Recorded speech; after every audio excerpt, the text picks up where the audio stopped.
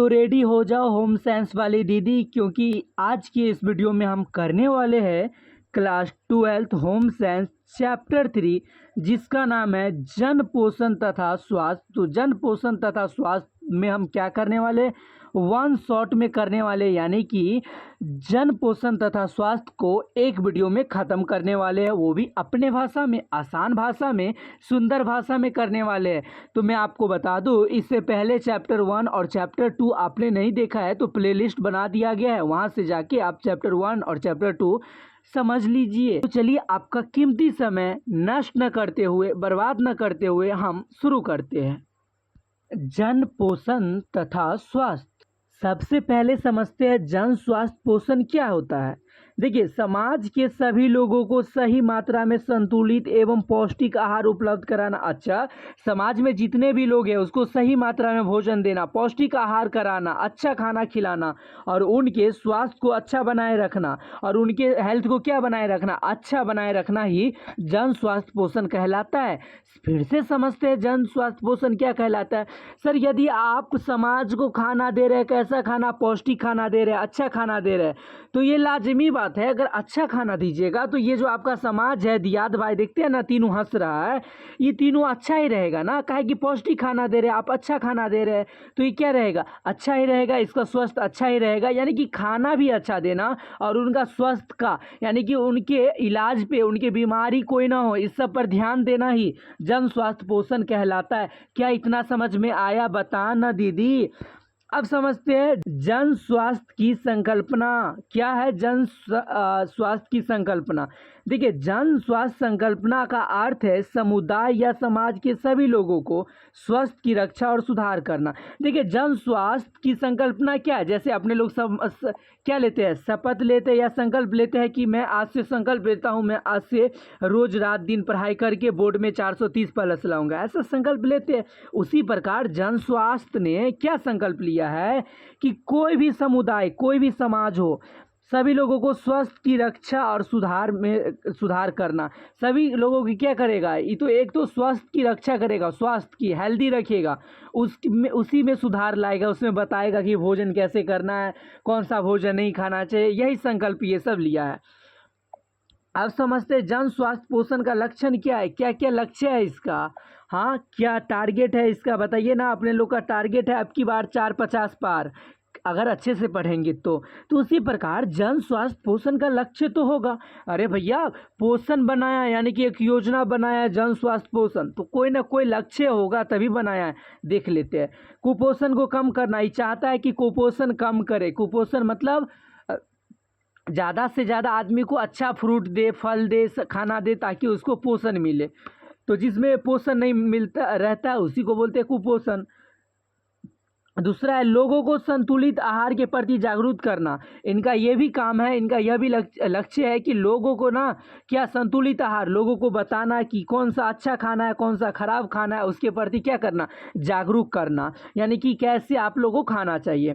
बच्चों, महिलाओं और कमज़ोर वर्गों को पोषण में सुधार करना। ये जो बच्चा है, महिलाएं, कहाँ के कमज़ोर वर्ग, जो दलित वर्ग से आते हैं, जो गरीब है, उनके पोषण में क्या करना, सुधार करना, उनको पोलियो को दवाई देना, पोषण में ताकत वाला विटामिन देना, ये सब देना, ये इनका लक्ष्य है। किसका, स्वास्थ्य पोषण का लक्ष्य है। अगर आपको मैं फिर से बताता हूँ, अगर आपको पूछा जाएगा जन स्वास्थ्य पोषण का लक्षण क्या है, सर कुपोषण को कम करना है, लोगों को बताएगा कि कौन सा खाना अच्छा है, कौन नहीं, और जो कमज़ोर वर्ग के लोग हैं, महिला सब है, उनको पोषण में क्या करेगा, सुधार लाएगा।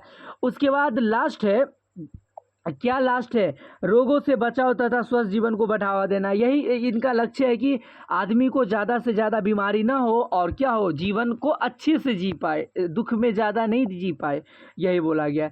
ये कुपोषण क्या होता है, सर ये जानते हैं। अब कुपोषण होता क्या है मर्दे, अभी तक तो जान रहे थे कि योजना सब चल रहा था। कुपोषण होता है क्या है, देखिए, सही मात्रा में जरूरी पोषक तत्व नहीं मिल पाते हैं। कुपोषण क्या होता है, अगर आपके बॉडी में सही मात्रा में विटामिन नहीं मिल रहा है, कैल्शियम नहीं मिल रहा है, मिनरल्स नहीं मिल रहा है, तो आप मुबारक हो, आप में भी कुपोषण की कमी है, यानी कि आप भी कुपोषण हो, आप में भी क्या पोषण नहीं है। भोजन से शरीर को यानी कि क्या है, तो उससे कुपोषण कहते हैं। यानी कि ये बोल रहा है फिर से, भोजन से शरीर को सही मात्रा में, अगर कोई भोजन कर रहे हैं, पिज़्ज़ा खा रहे हैं, आप क्या खा रहे हैं, पिज़्ज़ा खा रहे हैं, उससे आपके बॉडी को कोई फ़ायदा ही नहीं होता है, तो आपके बॉडी में पोषण कहाँ से आएगा? ये भैया बताइए ना। अगर आप चाउमीन खा रहे हैं, बर्गर, पिज़्ज़ा, मोमो ये सब खा रहे हैं, तो खाना से हमको पोषण नहीं मिलता है, क्योंकि इस समय पोषण तो है ही नहीं है, तो मिलेगा कहाँ से? अगर नहीं है तो क्या क्या हो जाएंगे हम लोग? कुपोषण हो जाएंगे, क्योंकि हम लोग तो ज़्यादा वही खाते हैं और उसमें पोषण है नहीं, तो हम लोग क्या हो जाएंगे? कुपोषण हो जाएंगे। इसलिए अपने लोग को पोषण वाला खाना खाना चाहिए। ये तो समझ गए ना। जैसे देखिए यहाँ लिखा भी है, जैसे प्रोटीन खाना चाहिए, विटामिन वाला खाना, खनिज आदि किसी की कमी से कुपोषण हो सकता है। कोई सा भी चीज़ थोड़ा भी कम रहेगा ना तो कुपोषण हो सकता है। इसलिए अपने बॉडी का केयर अपने आप कीजिए, कोई दूसरा नहीं करेगा मर्दे। हाँ, मैं बार बार कह रहा हूँ। अब समझते कुपोषण के प्रकार कौन कौन प्रकार होय छे रे भैया। अब जान ले छिए कौन कौन प्रकार होता है कुपोषण के। देखिए कुपोषण दो प्रकार के होते हैं, एक होता है अपर्याप्त पोषण और एक होता है असंतुलित पोषण। हाय, क्या क्या होता है? एक होता है अपर्याप्त पोषण और एक होता है संतुलित पोषण। सर अब समझते हैं अपर्याप्त पोषण क्या होता है। अपर्याप्त पोषण वह स्थिति है जब व्यक्ति को शरीर की आवश्यकता के अनुसार पर्याप्त मात्रा में पोषक तत्व और ऊर्जा नहीं मिल पाती है। देखिए अपर्याप्त पोषण क्या है? जब बॉडी को जब शरीर को आवश्यकता के अनुसार जितना चाहिए उतना मात्रा में पोषक नहीं मिल पाता है। जितना अगर शरीर को जितना चाहिए उतना क्या मिल पाता है? पोषण तत्व नहीं मिल पाता है, उसी को बोलते हैं अपर्याप्त पोषण। अगर मैं पूछूं आपसे अपर्याप्त पोषण किसको बोलेंगे, अपने भाषा में और लिख सकते हैं, शरीर को जितना पोषण चाहिए उतना नहीं मिल पाता है, उसी को बोलते हैं अपर्याप्त पोषण। अब समझते हैं असंतुलित पोषण क्या होता है, देखते हैं। असंतुलित पोषण वह स्थिति है जब व्यक्ति के भोजन में आवश्यक पोषक तत्व कम या अधिक मात्रा में होते हैं। ये क्या असंतुलित पोषण क्या होता है? असंतुलित पोषण ऐसा पोषण होता है जिसमें क्या होता है, हो सकता है कि किसी किसी खाने में क्या होता है ज़्यादा पोषण होता है, किसी किसी में क्या होता है कुपोषण होता है। तो असंतुलित पोषण वह स्थिति है जब व्यक्ति के भोजन में आवश्यक पोषक तत्व कम या अधिक मात्रा में होते हैं। पोषण तत्व तो है खाना में, लेकिन किसी में कम रहता है, किसी में ज़्यादा रहता है, इसी को बोलते हैं असंतुलित पोषण। ठीक है, तो ये हो गया असंतुलित पोषण। अब समझते हैं जन पोषण स्वास्थ्य का महत्व क्या है। जन पोषण स्वास्थ्य का महत्व क्या है? देखिए लोगों को संतुलित आहार की जानकारी मिलती है। इससे क्या होती है, लोगों को पता चलता है कि हमें कौन सा खाना खाना चाहिए, किससे हम लोग बीमार होते हैं, अगर बीमार है तो कौन सा खाना नहीं खाना चाहिए, ये पता चलता है। इसका महत्व ये ही है। उसके बाद दूसरा है कुपोषण को कम करने के लिए मदद मिलती है। पहले गांव सब में बहुत ज़्यादा कुपोषण होता था भाई, अब ना डॉक्टर सब आ गया है तो पता चलता है, लेकिन पहले बहुत दूर दूर होता था। तो कुपोषण को क्या करता था, कम करने में मदद मिलती है।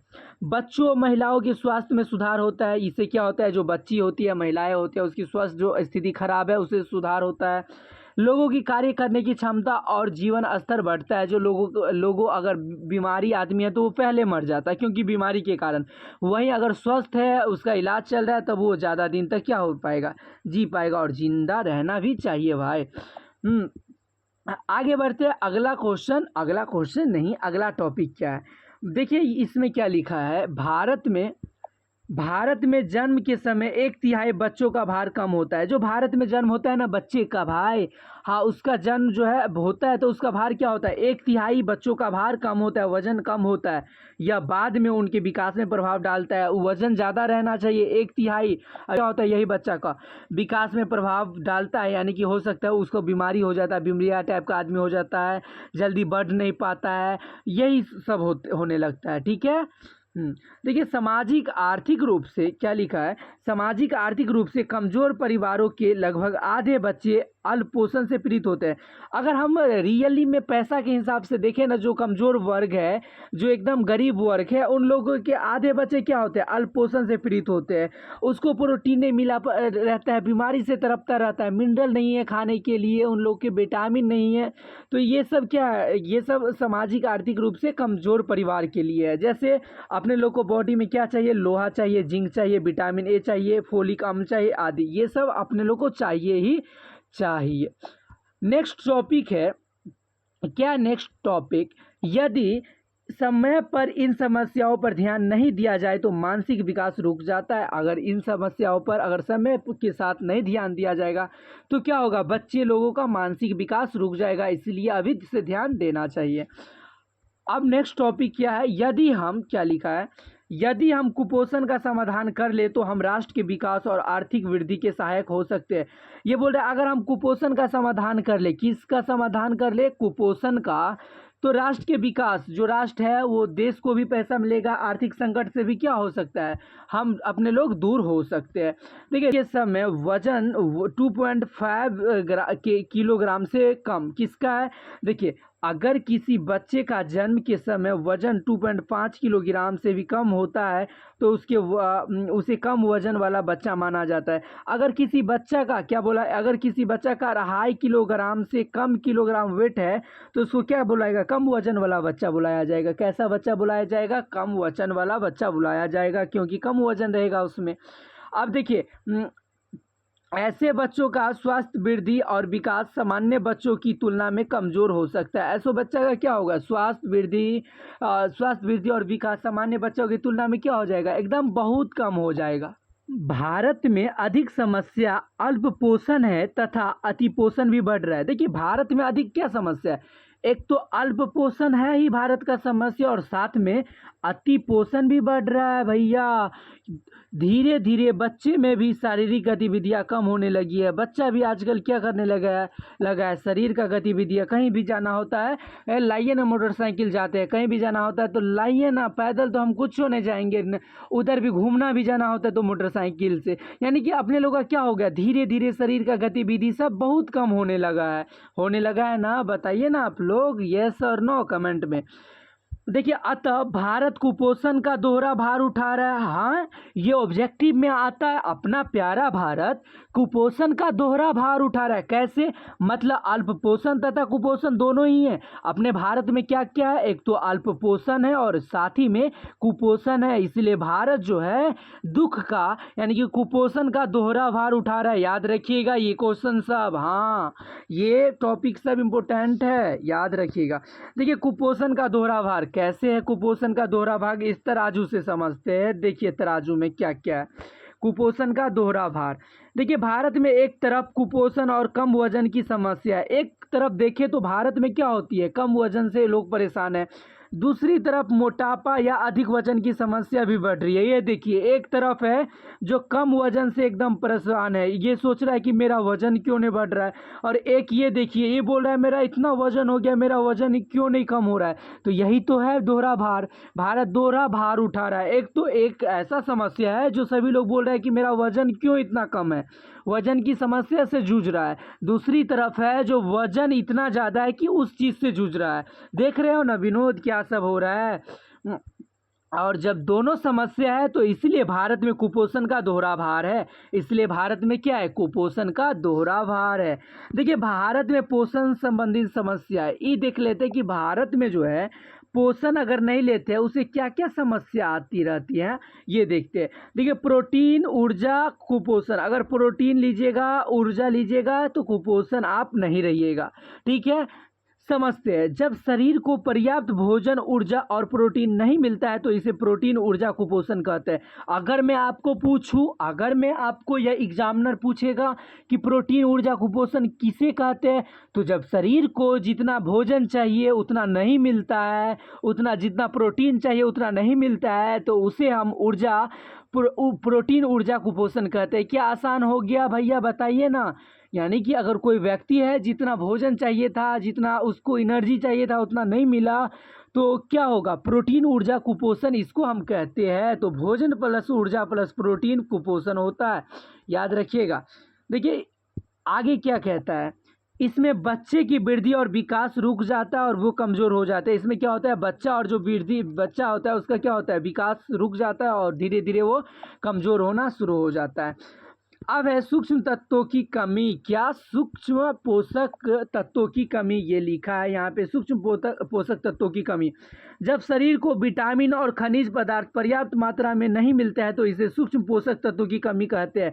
सर सूक्ष्म पोषक तत्वों की कमी किसे कहते हैं? जब शरीर को जितना विटामिन चाहिए, जितना मिनरल चाहिए उतना नहीं मिलता है, जितना खाना में चाहिए उतना नहीं मिल पाता है, उसी को बोलते हैं सूक्ष्म पोषक तत्वों की कमी। उसी जैसे कमी किस चीज़ सबका हो सकता है किसी को लोहा का, हो सकता है किसी को आयोडीन का प्रॉब्लम हो सकता है किसी को विटामिन ए का, हो सकता है किसी को कैल्शियम का प्रॉब्लम है। अब बारी बारी से हम क्या करेंगे, समझेंगे सबके बारे में। समझते हैं मुख्य पोषण संबंधित कमियां, यानी कि अगर आपको ये चीज़ की कमी है, पोषण की कमी है, तो क्या होगा, कौन सा पोषण कैसे काम करता है, ये सब समझेंगे। जैसे लौह तत्व की कमी, कब होगा लोहा की कमी, बताइएगा। आपके बॉडी में लौह तत्व की कमी कब होता है, यानी कि जिसको लोहा बोलते हैं, आयरन बोलते हैं। शरीर में आयरन यानी कि लोहा कम होने से खून को कमी एनीमिया हो सकती है। सर जिसको भी लौह तत्व की कमी है उसको क्या हो सकता है, एनीमिया हो सकता है। इसे कमजोर, थकान और चक्कर जैसी समस्या हो सकती है। जिसको भी लौह तत्व की कमी है, जिसको भी क्या बॉडी में लौह तत्व की कमी है, उसको एनीमिया हो सकता है। और साथ ही में साथ इसमें कमजोरी होगा, थकान देगा, इससे बच्चा पढ़ नहीं पाएगा और माथा में चक्कर जैसी समस्या भी आएगी। तो ये समस्या क्यों आएगी, क्योंकि उसमें लौह तत्व की कमी है। अब देखिए विटामिन ए की कमी से क्या होता है वो भी देख लेते हैं। देखिए अपने लोग डॉक्टर बन रहे हैं भाई, हाँ आधा चीज़ तो जान गए ना कि जिसमें लौह की कमी है उसको क्या होगा, एनीमिया होगा, चक्कर आएगा, माथा में कमजोरी फील होगा, थकान फील होगा, ऐसा लगेगा। अब समझते हैं विटामिन ए की कमी से क्या होता है। देखिए विटामिन ए हमारी आंखों और शरीर को रोग प्रतिरोधक क्षमता के लिए जरूरी है। जो विटामिन ए है ये किसके लिए जरूरी है, हमारे आंख के लिए भी, और हमारे बॉडी को जो लड़ने की ताकत देता है बीमारी से, वो भी विटामिन ए ही देता है। तो इसके लिए जरूरी है विटामिन ए।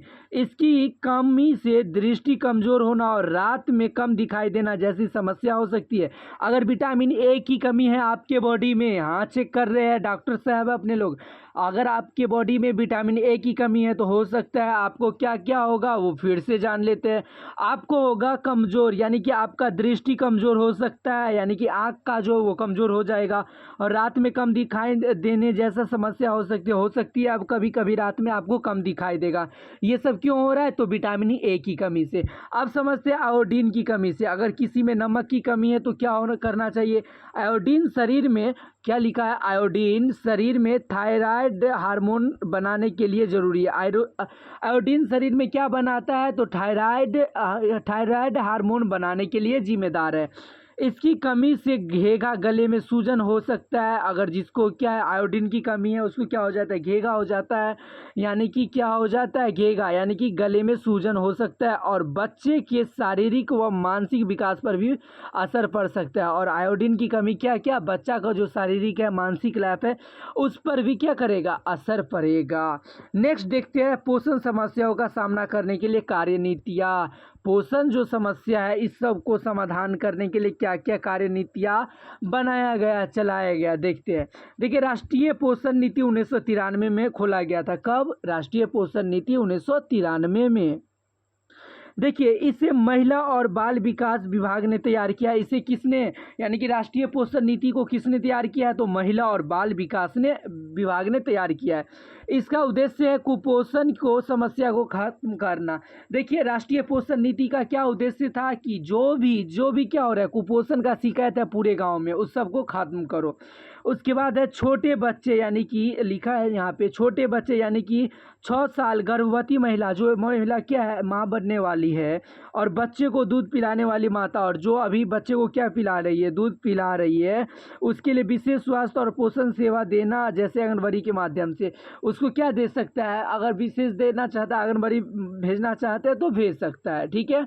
उसके बाद है रोजमर्रा के खाने पीने की चीज़ें में ज़रूरी पोषक तत्व मिलना ताकि वह ज़्यादा फायदेमंद है। अगर रोजमर्रा के खाने पीने में जैसा आपको गांव में खाना मिलता है वैसे ही आपको विदेश में भी मिले तो कितना अच्छा रहेगा ना, अच्छा, बिल्कुल अच्छा तो रहेगा। देखिए अब क्या कहता है, देखिए, समाज के जो लोग सबसे ज़्यादा संवेदनशील या गरीब है, उनमें विटामिन और मिनरल को पूरा करना। जो लोग गरीब है, जो विटामिन वाला फल नहीं खा सकते, विटामिन वाला सब्जी नहीं खा सकते, उनको खरीद के दिया जाए ताकि वो अपना क्या हो संवेदनशील, यानी कि अपने पोषण को पूरा कर पाए। देखिए, पोषण संबंधी समस्याओं को जूझने के लिए बनाई गई नीतियाँ, यानी कि पोषण से हल करने के लिए बनाई गई है नीतियाँ। जैसे क्या क्या नीतियाँ है?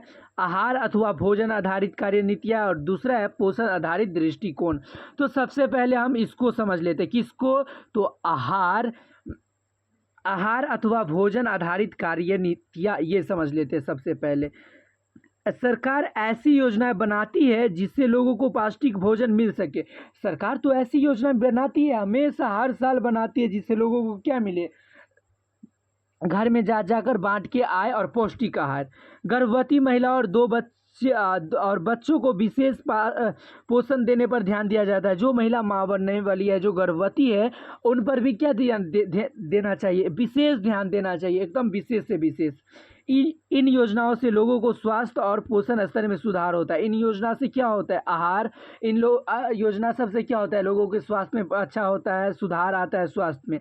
इस योजना का काम है लोगों को अच्छा और पर्याप्त खाना उपलब्ध कराना, यानी कि आहार अथवा भोजन आधारित कार्य नीतियाँ का काम है कि इस योजना का लोगों को क्या अच्छा और पर्याप्त खाना उपलब्ध करना। अब समझते हैं पोषण आधारित दृष्टिकोण क्या होता है। देखिए, इसमें केवल खाना देना नहीं, बल्कि भोजन में पोषक तत्वों की कमी को दूर करना मुख्य उद्देश्य होता है। इसमें पोषण आधारित दृष्टिकोण में क्या होता है? खाना देना ही नहीं होता है, खाना कैसे दिए, खाना कितना रिस्पेक्ट के साथ दिए, ये मुख्य उद्देश्य होता है। जिससे लोगों में पोषक तत्वों की मुख्य उद्देश्य, जिससे लोगों में पोषक तत्वों की कमी होने की संभावना होती है, उन्हें क्या लिखा गया? पोषक तत्व दिए जाते हैं। क्या बोला? फिर से लिखते हैं। जिन लोगों में पोषक तत्व देने की संभावना होती है, उन्हें पोषक तत्व दिए जाते हैं। जैसे विटामिन और आयरन की कमी को पूरा करना। जैसे किस किस की कमी को पूरा कर रहा है? विटामिन और आयरन की कमी को पूरा करना।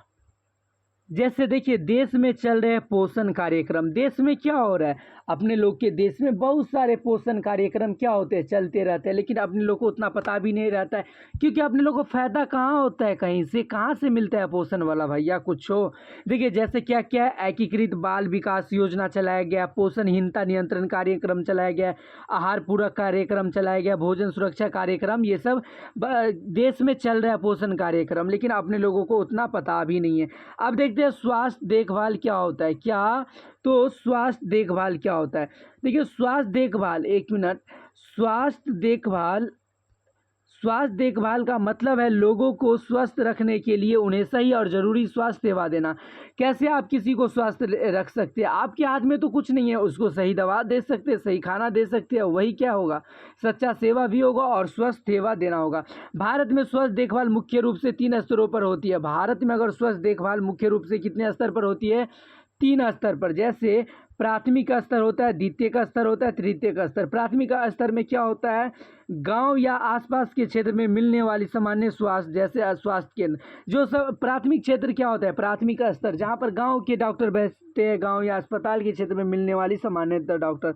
द्वितीयक स्तर क्या होता है? प्राथमिक स्तर से अधिक, क्या लिखा गया है?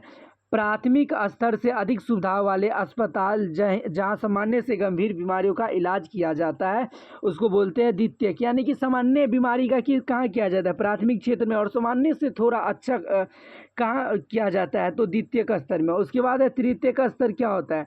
तृतीयक स्तर होता है बड़े और विशेष अस्पताल, जहाँ जटिल बीमारियों का विशेष डॉक्टरों द्वारा इलाज किया जाता है। अब समझते हैं जन पोषण विशेष के कार्यक्रम। जन पोषण विशेष के क्या क्या काम हैं? जन पोषण विशेष के लोगों को सही पोषण और स्वास्थ्य के बारे में जागरूक करने का काम करता है। जो जन पोषण है, जन पोषण विशेष ये क्या, इसका क्या काम है? लोगों को बताता है कि कौन सा खाना अच्छा लगेगा, कौन सा खाना हम लोग को अच्छा खाना चाहिए। देखिए, अस्पताल में पोषण शिक्षा देने में मदद करता है। जो भी अस्पताल में उसको क्या होगा? पोषण शिक्षा देने में मदद करता है। राष्ट्रीय खाद्य वितरण योजना में काम करता है। सरकारी संस्था में पोषण संबंधित काम करता है। सरकार के साथ मिलकर पोषण संबंधित नीतियाँ बनाने में मदद करता है। यहीं पे आपका चैप्टर 3 समाप्त हो जाता है। चैप्टर 3 क्या हो जाता है, समाप्त हो जाता है। अगर आपको वीडियो हेल्पफुल लगा हो तो वीडियो को लाइक कर दीजिएगा, शेयर कर दीजिएगा और सब्सक्राइब ज़रूर कर दीजिएगा। मिलते हैं नेक्स्ट वीडियो में, तब तक अपना ख्याल रखिएगा।